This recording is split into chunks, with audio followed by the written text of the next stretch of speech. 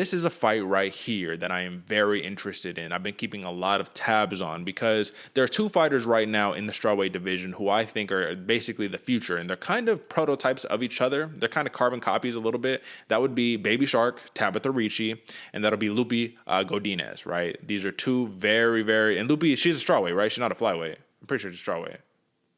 I think so. Let's look it up. Let's look it up real quick. I think she fought at 125 last. Let's look it up just for clarity because, like I said, I'm a big fan of these fighters. So, Ariana Carnelosi, Luke Boonmi. Let's see. Tapology, brother. Let me just pull it up. Apologies for the lull, folks. And nope, strawweight, brother. Yep, okay. Both strawweights. Okay, so yeah, Lupi Godinez and Tabatha Ricci. I think they're basically the future of the division. Why? Because they are, even though they're stout, they walk forward, they're aggressive, and they can wrestle the hell out of anybody. Now, for Polyanna Viana, who, brother, let's be honest, man, she had a rough patch. 3-fight losing streak at one point. It might have even been 4, but I think it's 3. JJ Aldrich lost a decision win. Split decision lost to Hannah Cipher, so that was a rough one. And then Macedo, first round submission armbar. But then she comes back, beats Emily Whitmire with an armbar, and then beats Mallory Martin with a armbar as well out of the triangle, right? So she's been live and die by the jiu-jitsu for Polyanna Viana. However, Tabatha Ricci, who has a great grappling pedigree herself, is a wrestler, brother. Have you seen those ears? Have you seen the cauliflower on those ears, brother? She's ready to get it, man, and that's what she does. The problem that I have, though, is that Polyanna Viana, even though she is basically a grappler, her striking is nothing to be messed with, man. I mean, she does have some pretty decent striking, and she's the much bigger and longer fighter. 4-inch height advantage, 5'5" to 5'1" for Polyanna Viana, and 6-inch reach advantage, 67 inches to 61 inches. The big caveat here is that even though Ricci is the wrestler and she has the advantage in the sense that she might be able to freeze Viana a little bit in her striking to be able to get the takedown, Viana doesn't mind fighting off of her back. So how much do you think that's going to play a factor in this fight? Is Ricci so confident in her wrestling that she doesn't care and she'll just take her down anyways? Or do you think she'll make it a little hesitant on just shooting doubles? You know, you don't want to just shoot a double and get guillotine fight over, you know what I mean? So what do you think? Yeah, that's I see it the exact same way as you, man. Pollyanna, great on the ground, taller, so she's gonna have that distance, that range management a little bit better. Tabatha Ricci is, in my opinion, man, I agree with you. We've been covering her since her, for a long time, since her inception of the UFC. She could be the next mini Mike Tyson, bro. She has that power, she has the movement, she has the pressure. All these things are good for her. And this fight right here is a culmination of styles make fights. Yeah, they're both good on the feet. Yeah, they're both really good on the ground, but Tabatha Ricci really likes that top position, is a wild, crazy person on the top. She's looking for either she's looking to pound your face in or tap you out, put you to sleep, snap one of your bones, whatever the case may be. That's her goal, to be that danger, that wild kind of woman. And Polyanna Viana, man, she's, like I said, good on the strikes. But once she gets to her back, she likes that back position. And she likes to capitalize on the mistakes you make in that crazy flurry. So this is a perfect matchup. I can see why this is both minus 110 for these fighters, because styles 100% make fights. And whoever is the better person on that night will win that fight. This is one of those ones where I have 10 times out of 10, these fighters fight, it's 50-50. We're going to see some interesting stuff unfold. It's a coin toss, basically. And I don't really know, to answer your question. I don't know how this one's going to unfold exactly, because both fighters are good at what they're good at everything, yeah, but they shine at what the other one's not as polished at, if that makes sense. You feel me? Yeah, absolutely. And I see it a little bit differently, though, to be honest. So I actually think if this fight happened 10 times, I think Ricci would win like 7 out of 10 times, personally. I think the wrestling, in my opinion, just from my experience and from what I've seen, sometimes the wrestling pedigree can dominate a jiu-jitsu fighter all day long, man. Just because you can fight off your back doesn't mean you're going to win in the eyes of the judges, right? Unless you get that submission. If Ricci just avoids getting submitted and lays on top of you for a round, I mean, she wins. Control time, I guess, means everything these days, right? But the other aspect about it is that for Tabatha Ricci, I also see issues for her closing the distance, because against Maria Oliveira, who, fun little story. Remember, AJ, I was telling you that I was fighting in a Fuji tournament in jiu-jitsu, me and my girl were, and little do we know, my girl white belt, just in the kind of beginner brackets in no gi, for the women's division, because there's not as many fighters, sometimes you get matched up with these higher belts, and you get matched up with, it's like their own little bracket, their own little extra tournament within the tournament itself.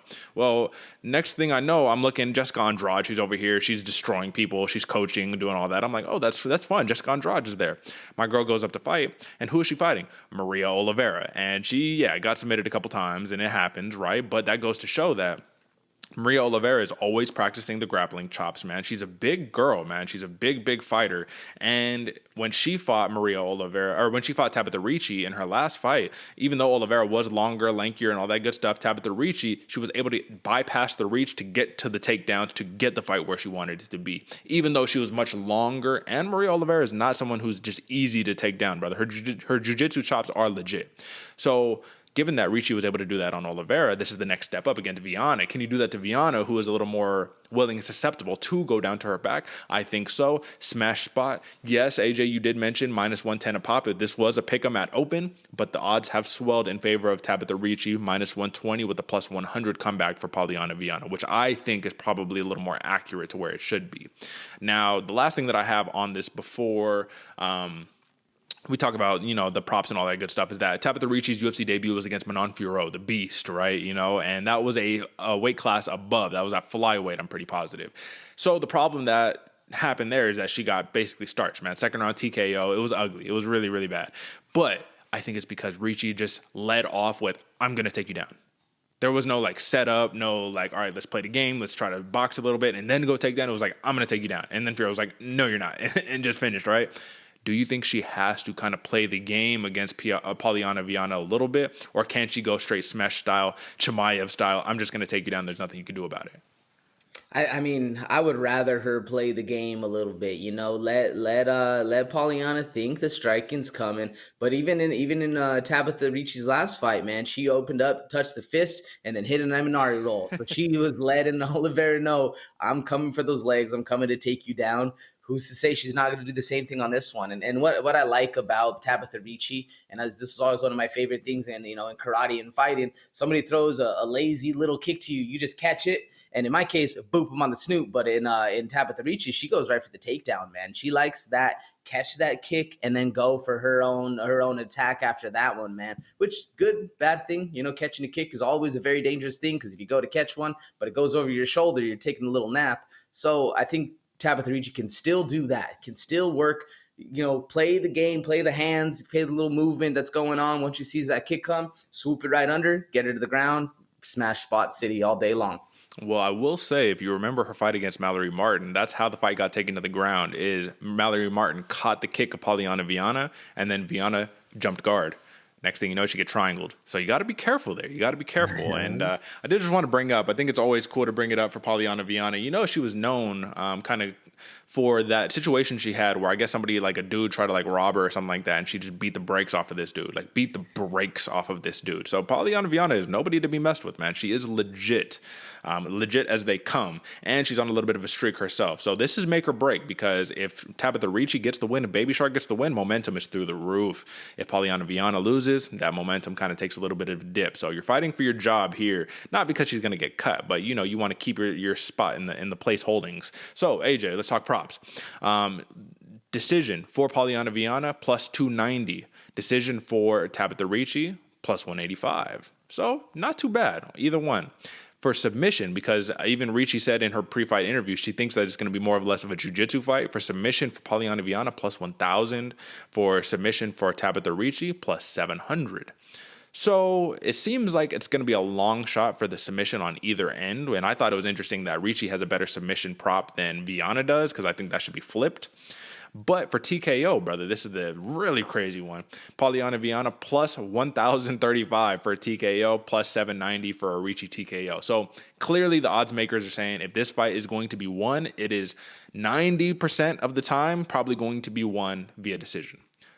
And with that being said, I think we kind of know who wins that fight. So I got Ricci by decision. I think that her wrestling is going to be too much. I think she's going to just win the control time, do the damage, defend a couple submission attempts from Polyanna Viana, but keep her on her back for the majority of the fight if she's smart. If Viana keeps it on the feet, different story, but that's how I see the fight playing out. Decision, Ricci. How you have it, AJ? Yeah, same with you. Decision, Ricci. I like that point, that plus money comeback for her. And I just think both of these fighters are so good on the ground that we're going to see that kind of jiu-jitsu stale match, stalemate match that can happen, but also very dangerous fighter. So who knows? But I think the decision is more than likely. Absolutely. So we are rocking with the now favorite, but at open was a pick'em, Tabatha Ricci. Should be a fun one, and the over and under is +1.5. So clearly we are taking the over on that one.